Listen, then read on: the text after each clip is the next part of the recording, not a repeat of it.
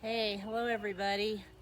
This brings us out into the backyard for something I'm not willing to mess up my floors over. And I needed a nice tree limb. Guys, today we're going to talk about something called power in numbers. Do you know what it means, power in numbers? Can you win a race if you're the only one racing? Can you be a leader if no one follows you? Numbers of things sometimes make things better or easier. Consider the work that we did in class a few months ago when we were lifting heavy things with lighter things, and we found out that the more pulleys we used, the less work or force was needed. Today we're going to talk about working in numbers, and in your supply bag there is a single piece of string. That single piece of string is currently about this size. It's actually made up of many different threads that are woven together, twisted together. But for today's purposes, we are going to separate them. First thing I want you to do is get hold of one little thread. Guys, this is going to take a little bit of patience and a little bit of a finesse, and you're just going to kind of work at it and pull at it, and you're going to get this kind of action going on until you have one thread. Then I'll have you lay it down. We're going to do this several times, increasing by one thread each time. So guess how many we're going to do this time? That's right, 2. So you'll separate 2 threads and lay them aside, and then 3, and then 4. And you're going to end up with a bunch of threads laying on your table in front of you like this. Here's what I want you to do. Grab that single thread. Oh, it broke. So simple. How about if we do it with 2? Well, wait a minute. This one's trying. Yep, it's 2. Little tug, a little bit. I felt a little bit more strain. You're going to go through these, and you're going to have to just feel it. There's not a way to measure. Well, we do have a way to measure it, but you guys don't have the same scales I have. So you're going to tug it, and it takes a little bit more with each one. There is a really interesting product that a lot of you kids already know about. You ever heard of 550 cord? It has something called the tensile strength of 550 pounds. Let me give you the grown-up definition of tensile strength, and then we'll put it into kid lingo. Tensile strength is defined as the greatest longitudinal stress a substance can bear without tearing apart. The fancy way to say how much force before it breaks. And longitudinal means the long way. So how much pull can you put on this? These things are kind of cool. I learned about them because my sons are in the military. And I want you to see exactly how this is put together. These were actually, they have another name. It's called, originally they were called paracord. Just like it sounds, they were used as the straps or the strings that would come down from their parachute to support their body weight. I want to know it could hold me. Inside, there are several different fibers. From my study, I found out that there are 7 for each of these, but each of these 7 is actually woven together with 3 or 4 more. So you can pull this outer sheath away, and you're going to find all of the strings inside. If you want to, get in there and separate. You could count how many thread fibers there are. Part of what makes this so strong is not just that there are so many cords inside and so many threads wrapped in each cord, but it has this excellent outer layer, and it gives it a lot of tensile strength. The more you pull, I don't have 550 pounds worth of pressure that I could possibly create here. There are other kinds of fiber cords too that you'll see.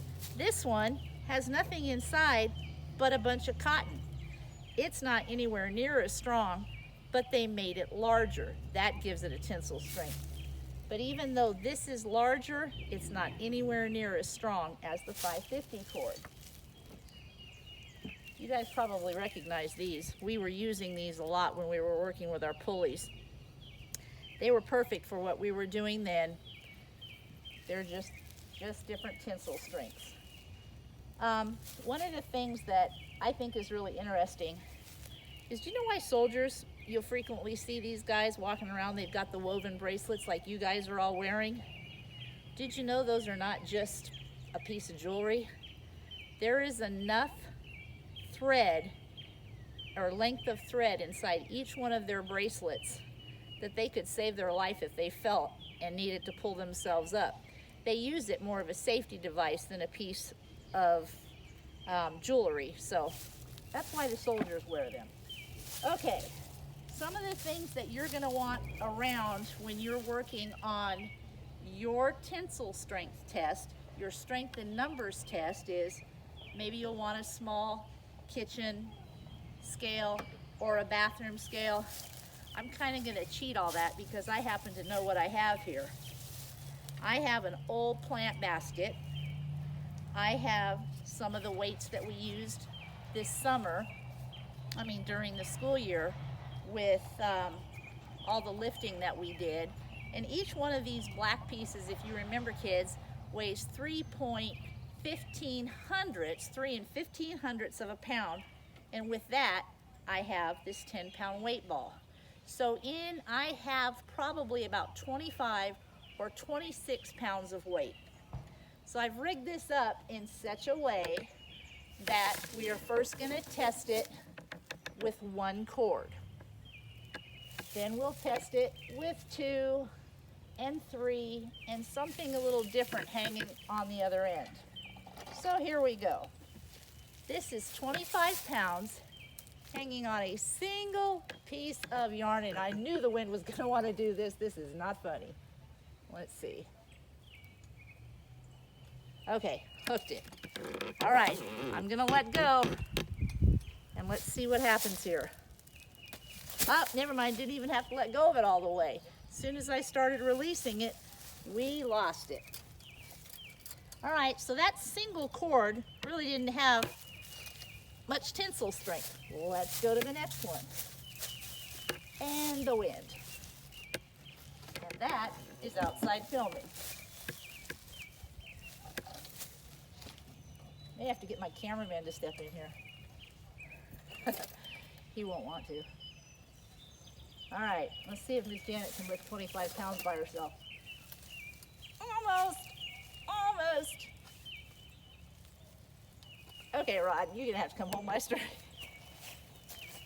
Hey guys, this is the Mr. Curtis of the Curtises. We were married 36 years yesterday, and he's still decently happy. Okay, I'm gonna let go. Let's see how it goes. I don't wanna let go. Didn't need to. That one didn't even, oh, good. Twice the tensile strength didn't help. Let's go for 3.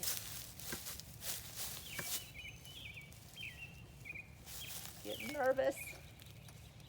nervous. I'm gonna let go. And I'm letting go. A 3-fold cord is not easily broken. How many of you guys recognize that as scriptural? Pretty interesting. Okay, so that worked. There's one more thing we can do here. This one, I'm wondering if it has extra strength. It's still 3 cords, but I braided it. That means each string is going to pull against itself. And this one's pretty long. And I'm afraid to let go because my toes are there.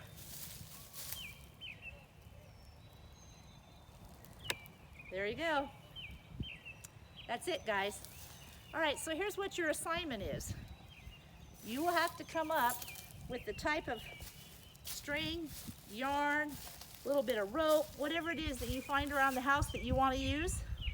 I want you to have 1 string, 2 strings, and 3 strings.